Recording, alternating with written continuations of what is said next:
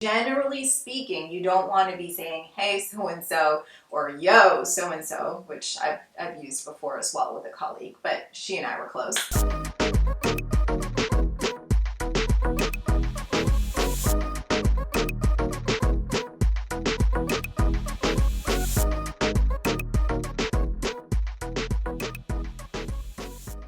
Well, hey there, welcome to Mac TV, where we believe that the transformation from manager to leader is a crucial one, and that's because, well, true leaders change lives.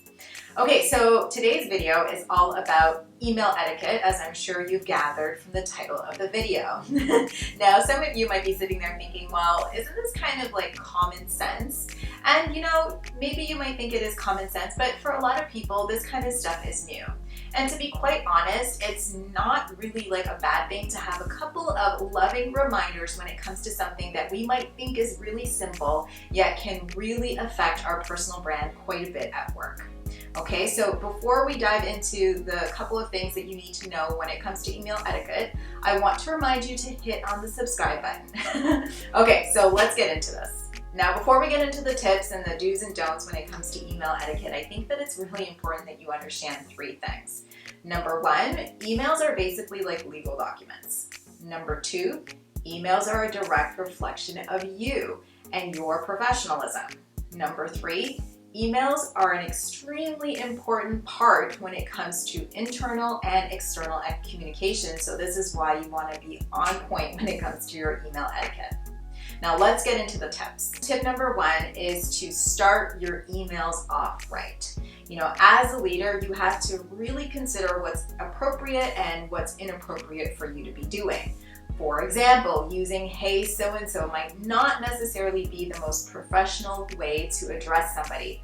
Although I do understand that sometimes you have like a really close, colleague or coworker, and so that's kind of just how you communicate with each other. But generally speaking, you don't want to be saying hey so-and-so or yo so-and-so, which I've used before as well with a colleague, but she and I were close. You want to be using things like hello so-and-so or dear so-and-so, right? Just to make it more professional. The other thing I'll say, which is actually more of an issue I find more so than the hello or the dear, is that a lot of people will send emails by just using the person's first name. So what I mean by that is you'll get an email and it says, Makita, this is what I want. And it's like very direct and to the point. Now, if you know the person, you might know that they just want to get their point across really quickly to you, and that's why they're just like getting straight to the point. But the truth of the matter is that not everybody actually knows you, so you don't want them to perceive you as being an unpleasant person. So it's better for you to use the greetings. That's what they're there for.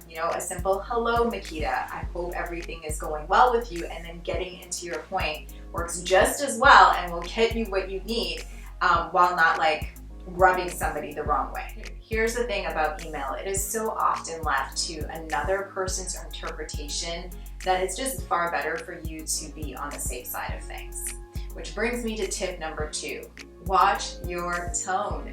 As someone that has been deeply entrenched in the customer service world, I really know how tone can make like a world of a difference, okay? And email is one of the worst places for you to pick up on certain cues, which is why you really want to think about, what you're sending and how it's going to be perceived by the other person. Like put yourself in that person's shoes and think about it. Like, am I coming off the way that I want to come off? Because maybe a short email from you that's like, just like really direct and to the point might be perceived as really curt to them. So you just want to like do that double check with yourself and put yourself in that person's shoes. And if you do have any doubt, then it's a good idea to just ask a colleague, pull a colleague over and say, hey, I just want to check the tone of this email. Can you just make sure that I'm getting my point across, but not in like a curt or a rude manner? Tip number three is to know when to walk away. I think we've all been in that situation before where like we're involved in a flurry of emails. It's like going back and forth and things are getting a little bit heated. It is far better to just walk away from it and then come back when you're in a like more calm state of mind. And generally speaking, if you do have something important to say, like email probably isn't the best place for you to be saying it anyways. It's probably better for you to schedule time to sit with them and talk to them like face to face, or on the phone where you can actually hear what they have to say and how they're saying it, so that, you know, this whole string of back and forth emails doesn't continue to happen. Besides, it's just like such a waste of time. Like, it's not worth it. And think of all the time that's lost with you going back and forth with this individual. It's far more effective for you to just pick up the phone or schedule a time to meet face to face. Tip number 4 is to just simply read over your emails. It's amazing how many people don't take the extra moment to just glance over what they're about to send before sending it.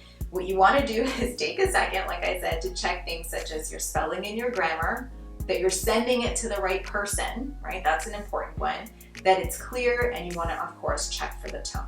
Tip number 5 is not to babble. Have you ever received an email that was like 27 pages long?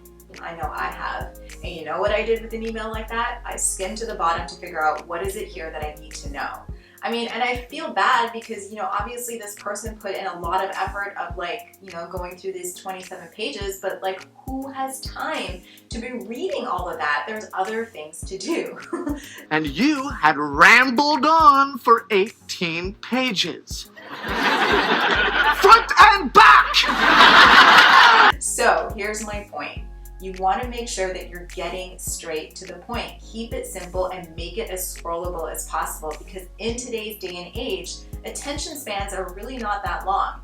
And if you want what you have to say to be received, then you have to keep it short and simple. So put like the important parts at the top, put anything that supports those supporting points, those important points in the middle, and like anything extra that you think they need to know at the end. You know, something that I've learned now that I'm more in the entrepreneurial and email marketing space is that emails that are actually written at a 3rd grade level are actually more optimal for reading as well as for response. Now, I'm not saying that you have to take like all your emails and write it out in like 3rd grade level form. That's not what I'm saying, but the principle does apply in the sense that you want to make it as simple as possible. So use simple language, understandable language, and you want to make sure that your sentences are short and to the point.